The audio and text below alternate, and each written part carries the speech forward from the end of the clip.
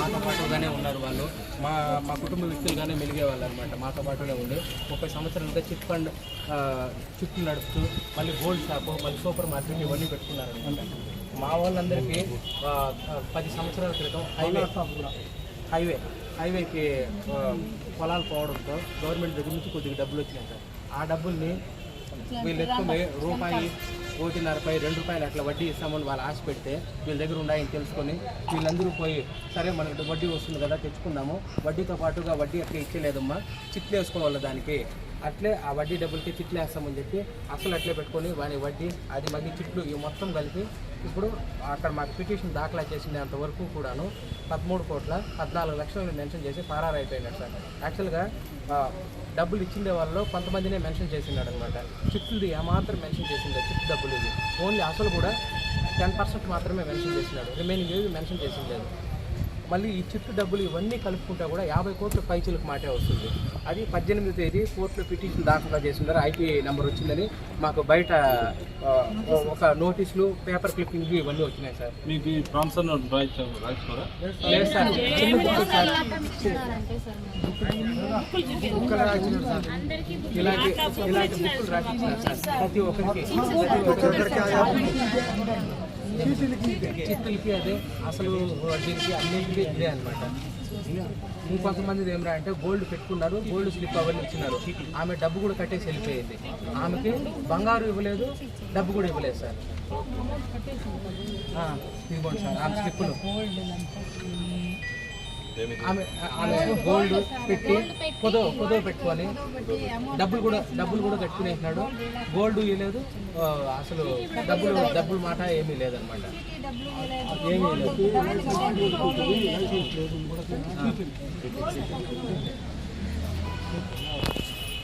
ఇంకా అప్పటి నుంచి ఇంకా మా వాళ్ళందరూ ఇంకా దీనిపైన అందరూ సమిష్టిగా కృషి చేయాలని చెప్పి ఒక్కొక్కరిని వాళ్ళకి తెలిసిన దారిలో అందరూ దారిలో ప్రయత్నిస్తున్నారు సార్. దీంట్లో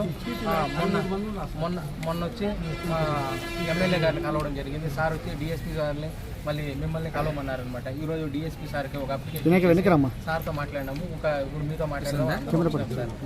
మా వాళ్ళందరూ కూడాను ఏదో అక్కడ ₹1 వస్తుందని ఆశపడి అక్కడ పెట్టి మళ్ళీ వీళ్ళందరూ చిట్లు వేసుకొని మళ్ళీ వీళ్ళందరూ డైలీ వేజ్ అన్నారు సార్. కూలీ పనికి పోయేవాళ్ళు, వేసవి పండ్లు, కూరాకులు అవన్నీ అమ్ముకునేవాళ్ళు సార్. వీళ్ళు రోజువారీ కూలీ చేసే తప్ప వాళ్ళ గడవదు. అలాంటి కుటుంబాలే సార్ ఇవన్నీ కూడాను.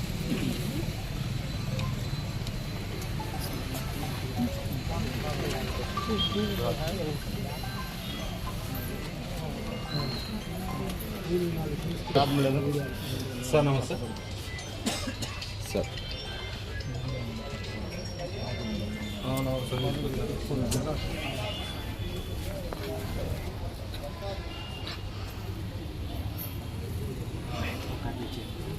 ఓకే, మీరు చెప్పిన ప్రకారం చీటీలు కూడా వేసినాడు, అతనికి లైసెన్స్ కూడా లేదు. దాని ప్రకారమే ఆఫీసర్స్తో మాట్లాడి మేము యాక్షన్ తీసుకుంటాం. ఈ ఐపీ ఫైల్ చేసినది అది కోర్టు ఇష్యూ కాబట్టి దాంట్లో మేము ఇంటర్ఫియర్ అయితే ఏమి ఉండదు. ఈ చీటీలు దానిపైన కేసు పెట్టి ఇన్వెస్టిగేషన్ చేస్తాం. అంటే మీకు ఇక్కడ 2 రకాల చీట్లు రన్ అవుతున్నాయి సార్. వాళ్ళ వైఫ్ సపరేట్గా, మహిళలంతా కూడా గ్యాదర్ అయ్యి వాళ్ళ చీట్లు వేరే, వీళ్ళు సపరేట్ కొన్ని చీట్లు సపరేట్ వారం చీట్లు. ఇట్లా ఫ్యామిలీ మొత్తం ఇన్వాల్వ్ మీ దగ్గర అయితే ఫోన్ పే నెఫ్ట్ చేసినారు.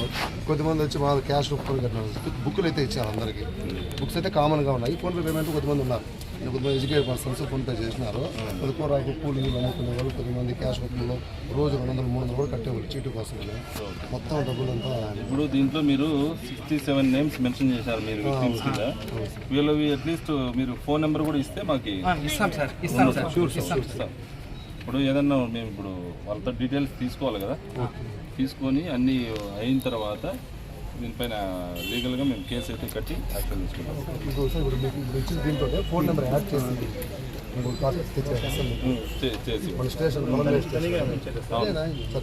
దాంట్లోనే పేరు పక్కన బ్రాకెట్ పెట్టి దాంట్లో ఫోన్ నెంబర్ వేసి ఇవ్వండి.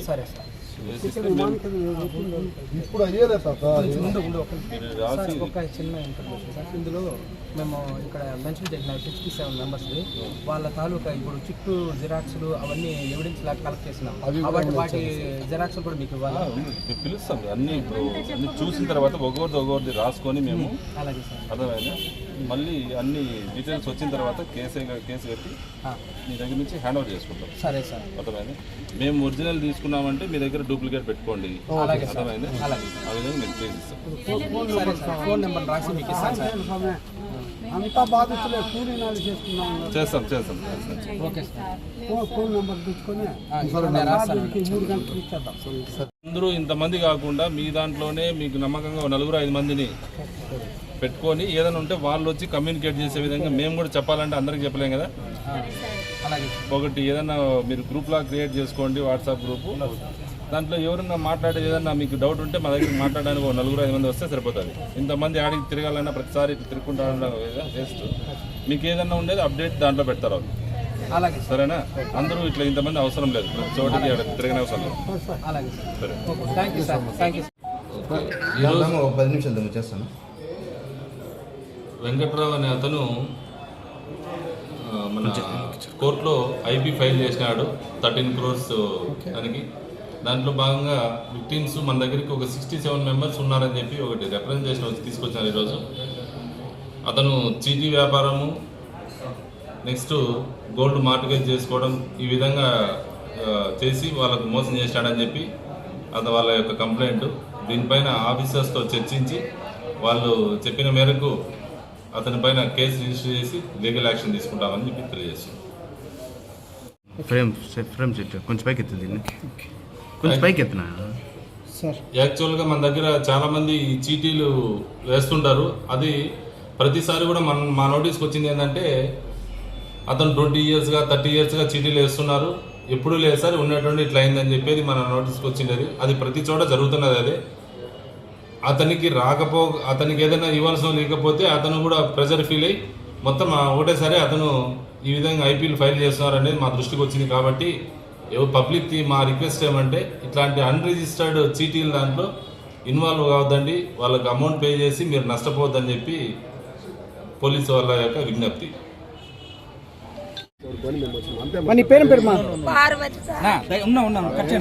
దయచేసి ఆమె చెప్పిన వాదన వినే.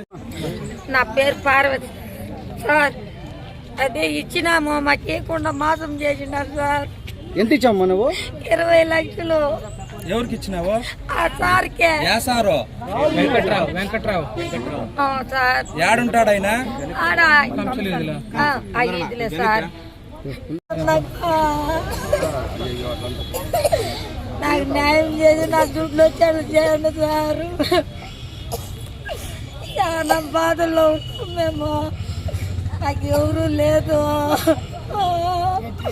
నాకు ఇస్తామని చెప్పి మాకు 3 నెలలింటి వడ్డీకే వద్దు మాకు మొదలు ఇవ్వండి అని అడుక్కుంటా ఉంటే 3 నెలలింటి తిప్పించి నన్ను కాడాడిచి ఎప్పుడో రేగికి పూడ్చినాడు సార్. ఎవరో మామ చచ్చిపోయినాడు పోయినాడు అనేది మేము ఉంటే మేము మళ్ళీ కడాకి రానే లేదు. మేము ఎట్లా బతికేది? చాలా బాధపడుతున్నాం సార్. అన్నము నీళ్ళు లేకుండా ఇద్దరు కుమిలి చచ్చిపోతా ఉన్నాం. వాళ్ళ మగుడు నాకు ఎదురు ఏం కాగితాలు చదువుకోవట్లేదు. నోటీస్ అంట ఈ నోటీసులు ఇచ్చిన్నాడు, మేము అడుగుకూడదని ఇచ్చిన్నాడంట. మాకు ఎట్లా న్యాయం చేయండి సార్. మాకు చాలా బాధపడతాం. మేము 20 అది పాపలు కొమ్మతాడారు సార్. డబ్బులు ఆడపెట్ల సొత్తులు సార్ 20 లక్షలు. వడ్డీ మొదలు ఏమి వద్దన్నా మా డబ్బులు మా ఇచ్చే స్వామి. నీ కాళ్ళు పట్టుకుంటానట్టు పోదేది. కాళ్ళు కాదు నిస్తాను మా నీ ఆడబెట్టలు మా బెట్టలు కాదు అని కడాకి నెత్తిన గుండు పెట్టేసిపోయి స్వామి. 20 లక్షలు మా భూమి అమ్మిచ్చిండే డబ్బులు. అది మా మొగుడు యాటి వేపులు అటువంటి ఆ మొగుడు కింద పెట్టి భూమి అమ్మిన డబ్బులు 20 లక్షలు పెట్టి పోని వడ్డీ మొదలంతా మేము వద్దట్టాం కదా. మా వడ్డీ మొదలు చీటి కూడా 10 లక్షలు, అది కూడా వద్దట్టింది. 23 లక్షలు వద్దట్టింది కదా, 20 లక్షలు మా డబ్బులు ఇచ్చారు సార్. 20 లక్షలు మా ఆడబిడ్డలు బతుకుతారు. వాళ్ళ అల్లుళ్ళు మా అల్లుళ్ళు తరిమి మా ఇంటికి పంపిస్తున్నారు. మా అల్లుళ్ళు మేము ఇచ్చి ఏం సుఖమంటే మా ఇచ్చేస్తాను. మీ ఆడబిడ్డల సొత్తు నాకు వద్దు. ఆడబిడ్డలు కానీ ఇక్కడ రేపోతే మేము ఎవరు కాళ్ళు పట్టుకుందాము, ఎవరు పోయి మేము అడుక్కుందాం. న్యాయంగా మేము వడ్డీ అంతా వద్దంటాం కదా, చీటీ డబ్బులు వద్దంటే 10 లక్షలు వడ్డీ వద్దంటే అన్నీ వద్దనేసి మా ఆడబిడ్డల సొత్తుని 20 లక్షలు ఇస్తారు సార్. మా అల్లుళ్ళు తరమతా ఉన్నారు అన్నింట్లో. మా ఇండ్లకి మా ఆడబిడ్డల సొత్తు అంటే అడుక్కుంటే కాళ్ళు పట్టుకుంటానట్టు. నువ్వు ఏడద్దమ్మా, నీ సొత్తు నీకు ఇచ్చేస్తాను. ఆడబిడ్డలు కదా, నా బిడ్డ కదా ఆడబిడ్డని. సరే 30 ఏంటి పరిచయం కదా, నా సార్ ఇచ్చేస్తాను 20 లక్షలు వస్తే కడాకి బేగాలు వేసుకొని పెట్టేసి పోయినారు. ఇంకా మేము ఎవరికి చెప్పుకుందాం చెప్పు? మేము కొత్తిమీర పుదీనని మా డబ్బులు అమ్ముతామా? మేము అమ్ముకునే రూపాయి అంత మోసం చేయించిన ప్రజలకి ఎంతమంది ఊరా ఇద్దరు పోనేకి పోనీ 5,000 10,000 పోండి ఒక సంవత్సరం ఒక 5 నెలలు అమ్మిచ్చేద్దామని. మేము భూమి దుడ్డు కదా చూడ, మా ఊరు మా పోనీ కష్టపడతాడా? మేము భూమి అమ్మి మా బిడ్డ తెచ్చుకుంటాం.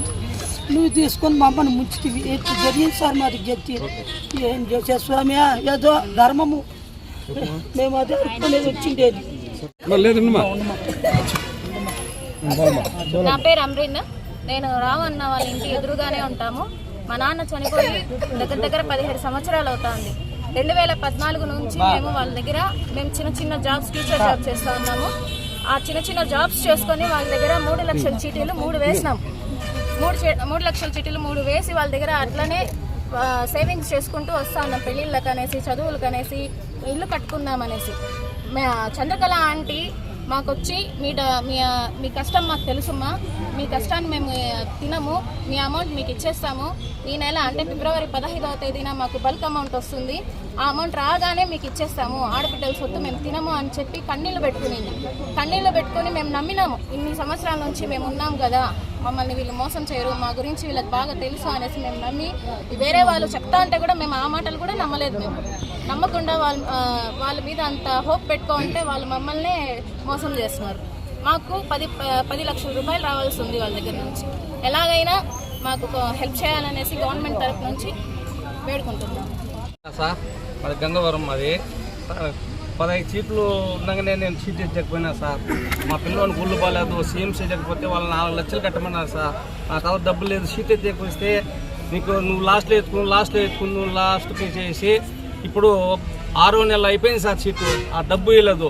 మళ్ళీ డబ్బు అడిగితే ఇంకొక సీట్ వేస్తే ఇస్తాలే అంటే ఇచ్చలేదు ఉన్నాడు సార్. మళ్ళీ ఇంకొక సీటు కట్టినాను, 15 సీట్లు కట్టినాను సార్. దానికి ఆ డబ్బు ఇవ్వలేదు, ఈ డబ్బు ఇవ్వలేదు. ఇస్తా వెంకటేశ్వర సత్యం చేసి సార్, బిడ్డల సాక్షిగా ఇస్తామని సత్యం చేసా. లాస్ట్కి రాత్రే వెళ్ళిపోయినాడు సార్. మాకైతే ఎవరు సార్ మమ్మల్ని కాపాడే వాళ్ళు? ఇంకా మా ఊర్లో చాలా మందికి ఇవ్వాలి సార్. గంగవరంలో చాలా మందికి ఏమార్చేసి వెళ్ళిపోయినాడు సార్. సార్ సంసల వీధిలో ఉంది, బావి వీధిలో ఉండే వెంకట్రావుకు నా కొడుకు పెళ్లి కాక చేసి పెట్టిన డబ్బులు సార్. మళ్ళీ నాకు మనవునికి ముందే ఎవరికనేసి పోయి అడిగితా 15వ తేదీకి ఇస్తానన్నారు. 15వ తేదీకి పోతే హాస్పిటల్ ఉంటానని చెప్తారు.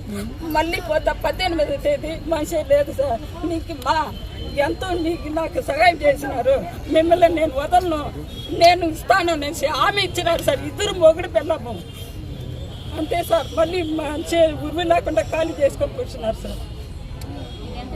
అయిపోయింది సార్. నేను కాశమ్మ సార్. మా కొడుకులు భూమి అమ్మింది నాకు ఇచ్చారు సార్. దాన్ని ఎత్తుకుపోయి వెంకటరామరావు సార్ ఇస్తుంది సార్. దాన్ని ఎత్తుకుని వెళ్ళిపోయిండాడు సార్. సీట్ వేసింది సార్. ఒక దుడ్లు కూడా వేయలేదు సార్. మాకు ఏమి అట్లా పూడ్చి సార్. నేను ఎట్లా సార్ బతికేది? నేను ఎట్లా సార్? మీరు చెప్పండి, న్యాయం చేయండి సార్. మీరే దిక్కు సార్ మాకు సార్. మేము ఎంత బాధపడతాను రెయ్యి పగులు. అందరూ చెప్పారు సార్, వాడు దొంగ అని, వాడు మంచివాడని బాధపడుతుంది సార్. మేము ఎవరు లేదు సార్. మాటలు చెప్పినాడు సార్. వాడు చాలా బాధలు చేసేసిపోయినాడు. అన్నము నీళ్ళు ముట్టలేదు సార్. చాలా బాధపడతాను సార్. మీ కాళ్ళు పట్టుకుంటాను. వాడికి 5వ తేదీ అని చెప్పినాడు సార్. వాడు ఎంతో మోసం చేసినాడు. మేమెంతో బాధపడుతున్నాం సార్. మాకు అదే గతి.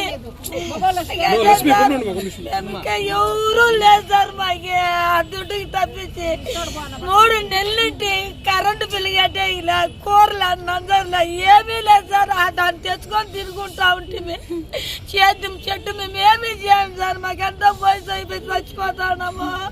ఇది ఒక వీడుతుండే చాలా గురిపోసుకుందాం అనుకుంటాను సార్. నేను మాత్రము ఇంకా 2 నెలలు చూసి దేవతని చింతమానికి ఉరిపోసుకుంటాను సార్. నాకు గుండె కొట్టుకుంటాను సార్. నా దుడ్డు కాదు సార్. నాకు 2 ఆడబిడ్డలు ఆడుతాడన్నా సార్. నాకు ఫోన్ చేసి అమ్మ వచ్చినట్టు ఎట్లా సార్ వస్తుంది?